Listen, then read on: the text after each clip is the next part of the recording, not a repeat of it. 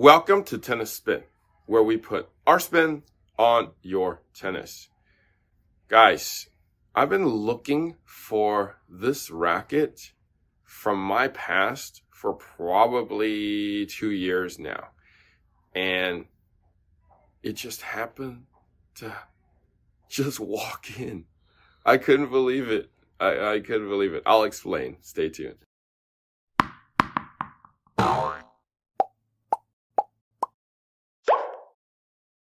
All right, guys, so hooking me up with the coffee today is Rafa Madrid from Shanghai, China. Learning a lot from your videos, setting up my spare bedroom into a tennis cave so I can practice what I see you are doing on YouTube. Keep up the good work. Well, thank you, Rafa.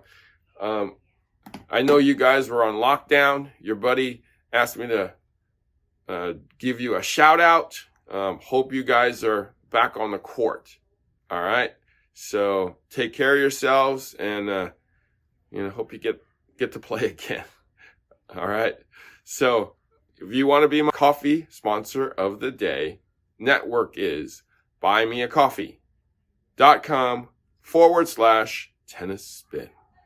Thank you all for keeping it rolling. I appreciate it so much. Dark roast, always good.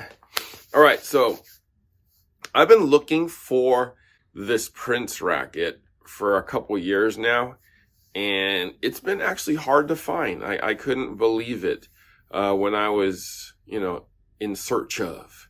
And I was basically in search of that CTS Thunderstick 110. I remember these were semi-common back in the late 80s, early 90s. I felt like a lot of people used it. A lot of people who should have used it. A lot of people who shouldn't have used it. I mean, I seen like 5-0s use this racket.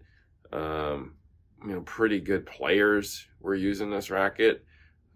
I was like, okay, well, cool. And I didn't have this one, and that's why I was in search of looking for one. I had the CTS Storm, which was the one below this in the 110, and I hit the fence a lot with that racket. I shouldn't have gotten it. I probably should have went after that 90 instead of the 110 for more control. But I've always wanted to have one of these again, just to, bring the past back, bring back some nostalgia. Right. So my buddy, Randy Law, was visiting me from New York, and he brought me this racket, and he's like, you can have that. We don't use it anymore. It's been sitting around.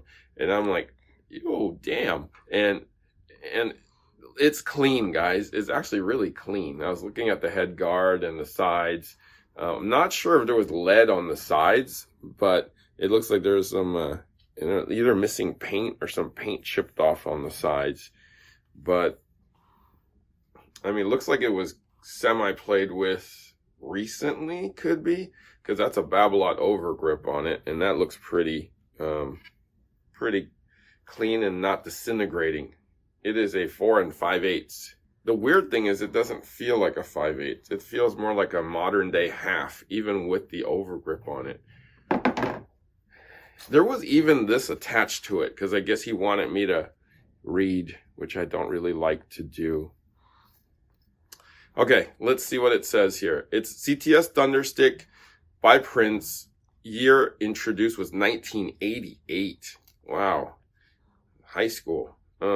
One of the first generation of the wide body rackets produced by Prince in response to the Wilson Profile, the first wide body racket. This was the most powerful racket produced by Prince and was often referred to as the club for its weight and stiffness. The racket gave players power and control never achievable by traditional beam rackets. Although popular among league players, this racket was never used or endorsed by a touring tennis professional. I was like, okay, that is true. Like, you didn't see anybody with this one. The only ones I've seen were the Lightning and the Approach and maybe a Graduate. Storms and Thundersticks were never on tour. That is true. That is true. Actually, I'm interested to get some specs on this thing. I couldn't really find specs on it online, so I'm going to run my own specs on it. But look at how thick that puppy is to begin with. Let me grab something thinner. Let me grab a Pro Staff. I'm going to show you something. Just because I can't really show you, and look at how thick a Pro Staff is. This is a modern day Pro Staff too, versus a Thunderstick's beam. It's like I have 2 Pro Staffs, right? It's like I have 2 Pro Staffs here on the thickness. Is that crazy or what? That's what's giving you the stiffness. That's what's giving you the power. All right, let's take some measurements here. There is an overgrip on here. I am going to take this USTA dampener off. Let's see what numbers we can gather from this. Oh, I got my scale out. Turn it on. 12.9. Let me see what that grams is. 366, guys. 366. Talk about off the charts. Okay. Let's move the scale. Check the balance. Let's see how much Racket's coming through here.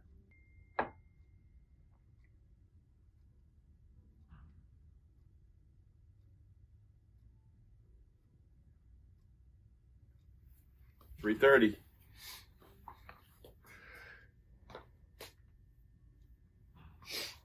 $330.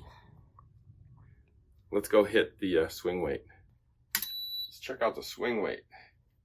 There's a lot of mass. I could feel it already in my hand.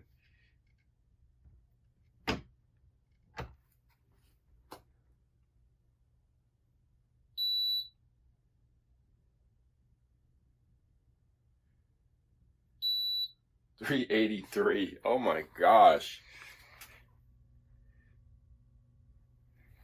Wow. Ridiculousness. Let's go back. These are insane numbers. This is really, really close to like Agassi numbers, his custom racket. Almost, if not at Andy Murray, like his own racket numbers. I mean, that is pretty, that's definitely way high, right? Way high, off the chart high. So not many rackets are 383 on the swing weight. There's a lot coming through on that one. I mean, they're basically expecting you not to swing, not to take a full cut at it. They basically want you to, I'll show you.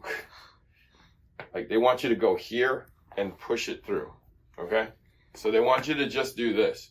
Go here and just kind of do this. It's a nice compact stroke. It's for that older person who plays doubles, and it's all in front of them. So if you do this, I mean, there's a lot to bring back around. So it's mostly like patting the ball. The racket will help you because it's doubly as thick. And it's so head heavy that all you need to do is build a little momentum, and it'll just launch the ball over. Because that's a lot to get around, a lot to get through. Let's go try it, guys. I want to try it now.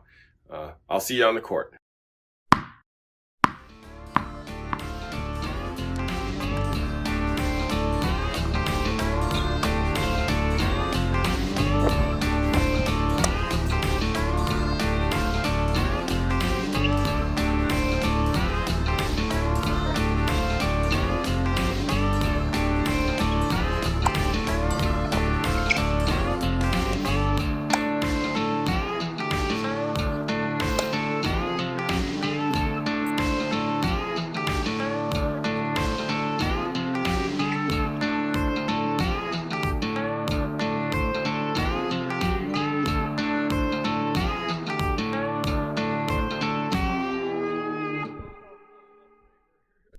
All right, so Coach Rob, thoughts of the CTS Thunderstick 110?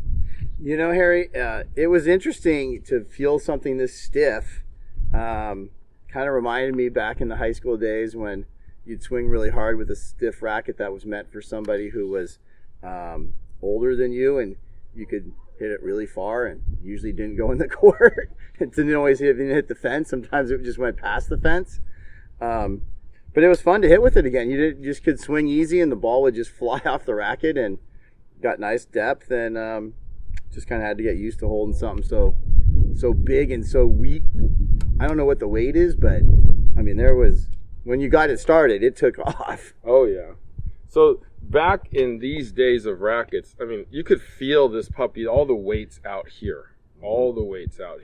So it's like swinging like a sledgehammer 2x4 kind of a thing. It looked like there might have been lead on this. I don't know, like there's stuff here, but it might have been even head heavier right here. That'd be hard to do. I mean, we were crazy in the 80s, remember? That's true. So I remember I didn't have this one. I had the Storm in the oversized, and my buddy had a Profile 95, and no, not a Profile 95. And we would just try to kill the ball, right? Cause, you could. Yeah, because, I mean, the thick frame, the firm frame, you just swung hard, right? And the ironic thing was we strung it at 65, so we could keep the ball in the court. So you had a stiff racket and tight strings. That was the way to keep it in the court. And hurt your arm. Right. Well, we were young. We didn't know any better back then. But, yeah, no, this racket brings back a lot of memories, man. A lot of memories. I actually wish we were back in this time. I feel like tennis was more fun, more new, less physical. And there was a lot of technology out at that time, too. So, but super fun, reminiscing with this Thunderstick 110. All right, I want to thank my man, Coach Rob, for bringing back some memories with me. Thank you, Coach Rob. Of course. As always. Guys, thank you for watching Tennis Spin, where we put our spin on your tennis. So what is this thing? I don't know. It says satisfying pops, though. It's kind of interesting. Harry, are you ready? I'll be right there. We really wanted to go hit before we had to leave town. Ian, I don't mean to be rude. Give me a second. We gotta. Well, Harry said, I actually wanted to go hit. Harry, I'm coming. can you hurry it up? I don't mean to be rude, but we have an Uber coming. Okay, it's a little tight. I'll be right there. We're gonna miss our flight. It's Yeah. not worth it for. Harry, come on. Kind of last chance, man. We got to go. All right. Almost there. Harry, it's been great working with you. We got to take off. Good luck, man. Thanks, Harry. Whoa. Good luck.